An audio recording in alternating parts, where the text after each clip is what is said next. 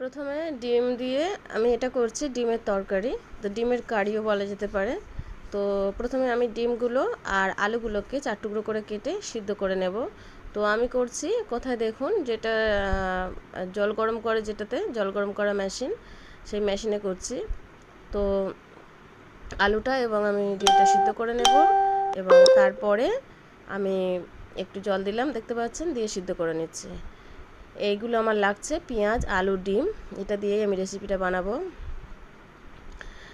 আর লাগছে টক দই, কারি পাতা, কাস্তুরি মেথি এবং আদা। আমি এই একটা মশলা বানিয়ে নিচ্ছি, টমেটো, কাঁচা লঙ্কা, রসুন, আদা, এটা আমি পেস্ট করে নিলাম। আর এদিকে আমি আলু আর ডিমটা সিদ্ধ করে নিয়েছিলাম, সেটা আমি ভালো করে লাল করে ভেজে নিচ্ছি। তো আমার আলু আর ডিম লাল করা হয়ে গেছে। এবার আমি এগুলো দিয়েই বানাবো, ক্যাপসিকাম, ধনেপাতা, কড়াইশুঁটি, মশলাটা, টক দই, এর সঙ্গে আমি তেল গরম করে জিরের ফোড়ন দিলাম, দিয়ে তার মধ্যে আমি পেঁয়াজ কুচি দিয়ে দিলাম। তো পেঁয়াজটা একটু বেশি পরিমাণে দেবেন, কারণ এটা একটু থপথপে মতো হবে, তো একটু ঝোলটা একটু ঘন মতো হবে, সেজন্য পেঁয়াজটা একটু নাড়াচাড়া করে আমি ওর সঙ্গে দিয়ে দিলাম পেঁয়াজ কালি। আর তার মধ্যে দিলাম এক টুকরো দারচিনি আর দুটো তেজপাতা দুটুকরো করে দিয়েছি, এবং ওর মধ্যে দিয়েছি আমি দুটো এলাচ। তো দিয়ে নাড়াচাড়া করে তার মধ্যে আমি পেঁয়াজটা যখন লাল হয়ে এসছে তখন ক্যাপসিকামটাও দিয়েছি। ক্যাপসিকাম দেওয়ার পরে কড়াইশুঁটি দিয়েছি, আর যেটা মশলা আমি পেস্ট করে রেখেছিলাম সেই মশলাটাও দিয়ে দিয়েছি। দিয়ে নাড়াচাড়া করে কষতে কষতে যখন এরকম পর্যায়ে চলে আসবে তখন আমি দিয়ে দিলাম হলুদের গুঁড়ো 1 চামচ, ঝালের গুঁড়ো 1/2 চামচ, আর লবণ স্বাদ মতো।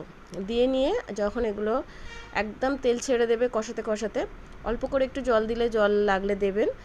নাড়াচাড়ার পরে আমি এর মধ্যে দিয়ে দিলাম আলুটা দিয়ে একটু নাড়াচাড়া করবো। তার মধ্যে একটা দিলাম একটু চিনিটা দিয়েছি শুধুমাত্র টেস্ট এবং কালারের জন্য, কালারটা ঠিকঠাক থাকে।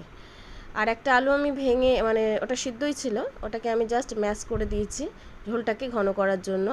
দিয়ে আমি কিছুক্ষণ নাড়াচাড়া করে কাঁচা আলুর যে, মানে সিদ্ধ আলুর একটা কাঁচা যে ফ্লেভারটা চলে যাওয়া গেলে তারপরে আমি ওর মধ্যে ডিমগুলো একে একে দিয়ে দিলাম। দিয়ে ওর মধ্যে আমি ঝোল অ্যাড করে দিয়েছি, জল অ্যাড করে দিয়েছি। দিয়ে শেষ পর্যায়ে আমি কাস্তুরি মেথি একটু ক্রাশ করে দিয়ে দিয়েছি। আর এর মধ্যে দিয়েছি দুটো জিনিস, একটা হচ্ছে টক দই আর একটা হচ্ছে ফ্রেশ ক্রিম। উপর থেকে ধনেপাতা দিয়ে গরম গরম সার্ভ করুন, একবার বানিয়ে দেখুন।